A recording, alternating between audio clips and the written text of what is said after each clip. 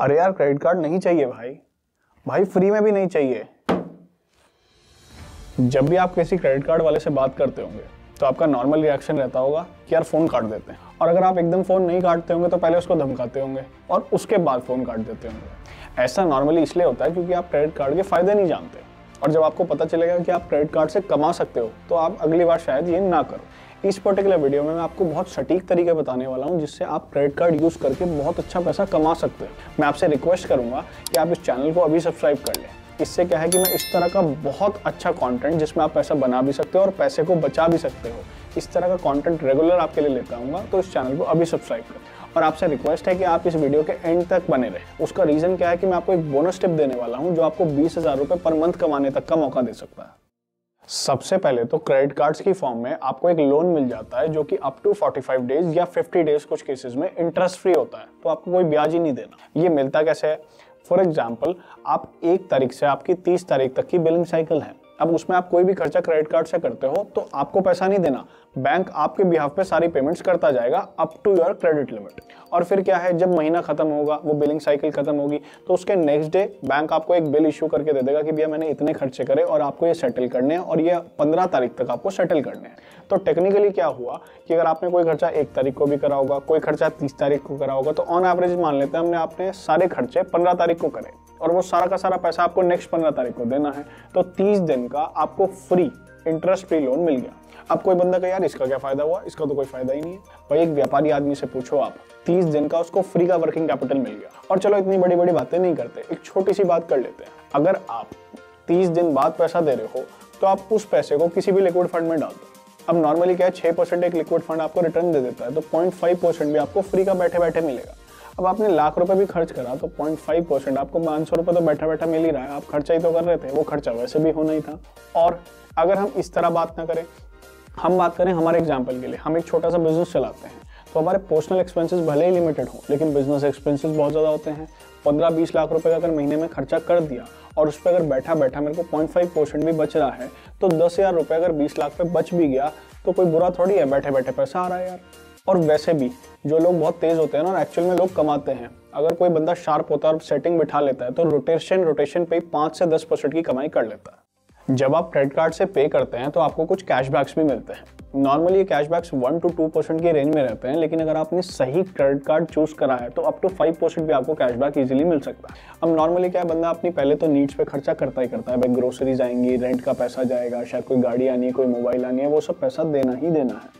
और उसके बाद कुछ वांट्स भी होती हैं, यार कहीं वेकेशन भी जाना है, घूमने वगैरह जाना है, तो हम ऑन एवरेज पकड़ लेते हैं कि यार आप लाख रुपए महीना खर्च कर देते हो। अब लाख रुपए अगर आपने महीना खर्च करा और ऑन एवरेज आपको 3% भी कैशबैक मिल गया, तो आपको 3,000 रुपये बैठे बैठे हर महीने बच रहे हैं। हम सोचते हैं कि यार ये 3,000 रुपये जो आपने बचाए वो जो का तो आप एक SIP में डालते चलो, तो आपके 1 साल के बाद 37,500 रुपये इकट्ठे हो जाए। अब आप सोचो कि साल में आपने खर्चे तो करे ही करे हैं, कोई एक्स्ट्रा एफर्ट भी नहीं डाला, और बैठे बैठे आपके 37,500 खड़े हो गए पैसे। और ये पैसा ऐसा नहीं कि 1 साल बाद खत्म हो जाएगा, ये कंटिन्यू टू बी इन्वेस्टेड रहेगा, तो ये हर साल बढ़ता ही जाएगा। अब कुछ बंदा कहेंगे कि यार लाख रुपए तो मेरे खर्चे नहीं होते, भाई 50,000 होते हैं, 25,000 होते हैं, हर बंदे की अलग लिमिट है, लेकिन कुछ ना कुछ तो पैसा आ ही रहा है और फ्री ऑफ कॉस्ट पैसा आ रहा है आपका।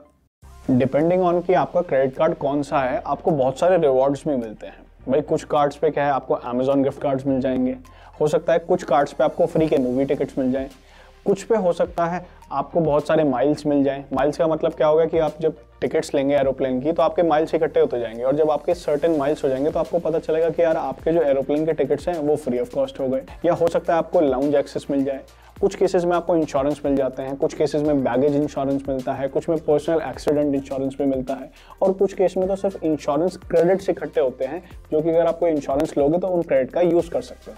उसके बाद बहुत जगह आपको प्रायोरिटी चेक-इन्स मिल जाता है एयरपोर्ट्स पे, लाउंज एक्सेस मिल जाता है। अब लाउंज एक्सेस मिल गया, फॉर एग्जांपल आराम से आपको वेट करना है यार, बढ़िया सोफे पे वेट करो, कुछ खाओ पियो, सब कुछ फ्री ऑफ कॉस्ट होता है। और आप खुद सोचो यार, इतने सारे जो बेनिफिट्स मिल रहे हैं, अगर आपको उसको मॉनेटरी टर्म्स में देखना हो तो कितना सारा फायदा आपने उठा लिया बैंक से।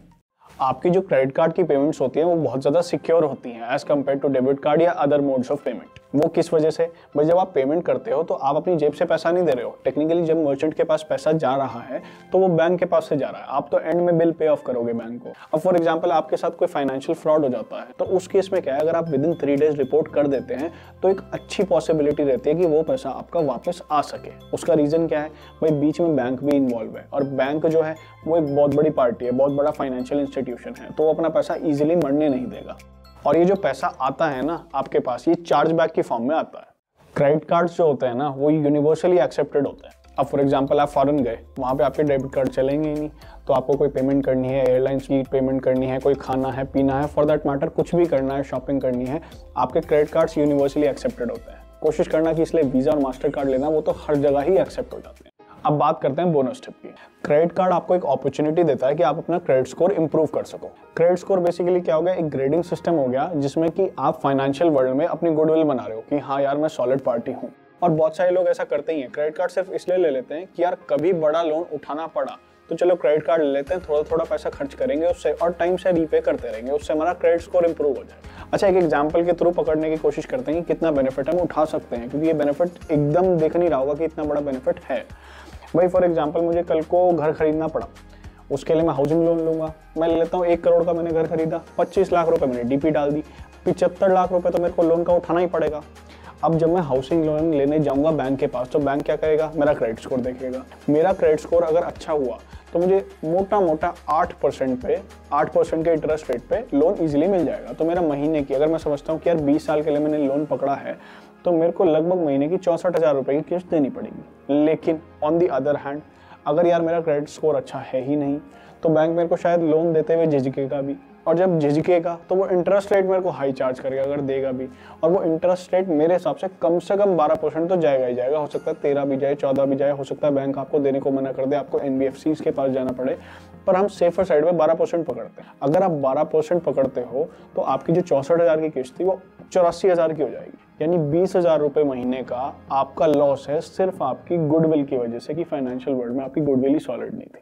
ये तो सब बहुत ज़्यादा फैंसी स्टफ हो गया, सुनने में बहुत बढ़िया लग रहा है यार, क्रेडिट कार्ड तो मैं भी जाके लूंगा और आपको लेना भी चाहिए, लेकिन उससे पहले एक पर्सनल एडवाइस मेरी सुन लो। ये जो आपका फाइनेंशियल वरदान है ना, ये आपका फाइनेंशियल श्राप भी बन सकता है और बहुत कम टाइम में बन सकता है। और ये तब बन सकता है जब आप बैंक का पैसा टाइम से ना दो, क्योंकि जब आप बैंक का पैसा टाइम से नहीं दोगे बैंक आपको सबसे पहले लेट फीस चार्ज करेगा और उसके बाद इंटरेस्ट चार्ज करेगा, और इंटरेस्ट भी थोड़ा बहुत नहीं, 3-3.5% पर मंथ का इंटरेस्ट चार्ज करेगा। बहुत ज़्यादा अमाउंट है अगर आप कंपेयर करो और तरह के लोन्स। मैं आपको 2 तरह की टिप्स दूंगा जो अगर आप फॉलो करते हो तो आप क्रेडिट कार्ड को बहुत स्मूथली यूज कर सकते हो और उसके बेनिफिट से अपने फाइनेंसेस को बेटर कर सकते हो। सबसे पहले तो क्या है, अपने माइंड में सेट कर लो, ये फिक्स है, इस पर कोई आर्ग्यूमेंट ही नहीं होगा, ये तो 100% फिक्स है कि जब भी बैंक का पैसा देना है, चाहे 1-2 दिन पहले देना है, तो आप पैसा दो, टाइम से दो और अप टू डेसिमल प्लेसेस जितना पैसा मांगा है सारा का सारा पैसा दो। फॉर एग्जाम्पल आपका बिल आता है 10,299 रुपये 24 पैसे, तो वो 24 पैसे भी आपको देना है, उसको आप इग्नोर मत करना देना है। बहुत बार क्या होता है कि बैंक कहता है कि भैया मिनिमम अमाउंट ड्यू आपको 5,000 रुपये मात्र, लेकिन आपने खर्चा करा है 1 लाख रुपए का, आप 5,000 रुपये में दे दो,